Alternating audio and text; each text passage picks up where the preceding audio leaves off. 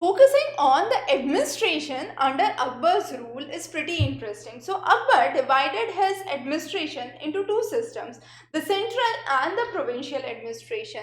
To begin with, his whole empire was divided into subas, which were under Subedar, and these subas were also the provinces. Initially, Akbar maintained 12 provinces or subas. Later on, there were 15 provinces. However, these provinces increased under the rule of Shah Jahan to 22. So, how this policy started?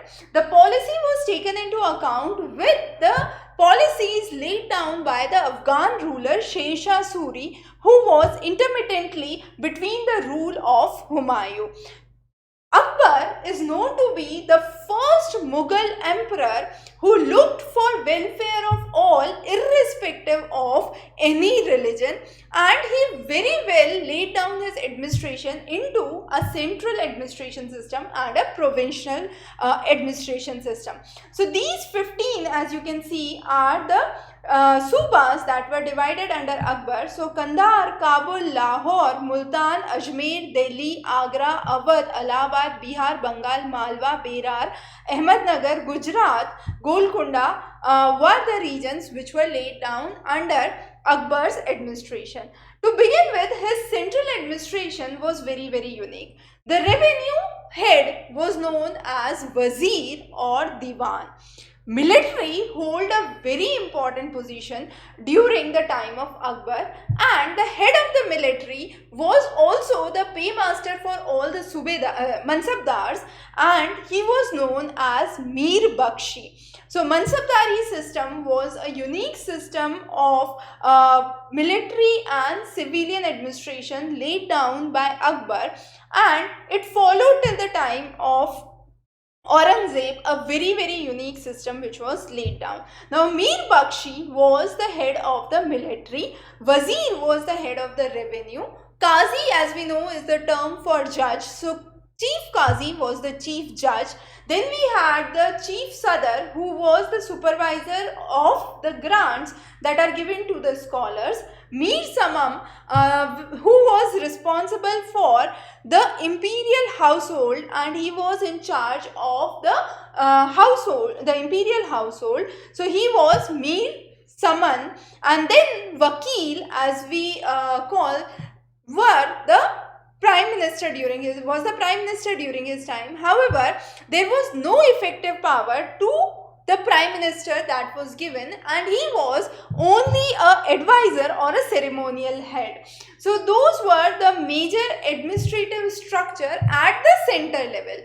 Now, all the meetings that Akbar used to had were held at Diwan-e-Khas. Khas means important. So Diwan-e-Khas was the hall of private audience, and here Emperor met with his council of ministers and officers to assist in the process of administration. So this is about the central administration. Now this central administration was further laid down at the provincial level. So as we said, empire was divided into 15 suba or the provinces. Each suba was under the subedar. Besides subedar, diwan, bakshi, qazi, kotwal were present at the level of suba, as we have already discussed at the central administration. Within the suba were the sarkar, within the sarkar were the parganas, and within the parganas were the small villages. Now, in the parganas, the head was the faujdar, and at the village level, the person was known as Mukaddam, Patwari or Chaukidar. So that is how we have the administration at the levels from Suba to Sarkar, Pargana, and finally to the village level, and how well the administration was carried out. It was not just this, but the Mansabdari system was a unique system which was started by Akbar. The concept was borrowed from the regions of Persia, and as we said, this was a basis for military and civil administration in the court of Akbar. Now Mansab means rank. So rank or status was given, and there were two rank systems, Zat and Savar. Zat was the personal rank, and this was a personal status which was given to a person. However, Savar was how many cavalrymen a person would hold, and the number of this cavalryman ranged from somewhere around 10 to 7,000, and this was based on how important the job is and how many number is required by the person. Usually, higher the ranks of Mansab were the part of the family, the royal family members. Officers were paid in the forms of Jagir. So Jagir was given to officer. Salaries were paid to Mansabdars who were looking after the civil and the military administration. The post of Mansabdar, very important to note, was not hereditary. After the death of the Mansabdar, the post was given to the king. So king used to take the Jagir back and used to allot it to a new Mansabdar. There was no hereditary system.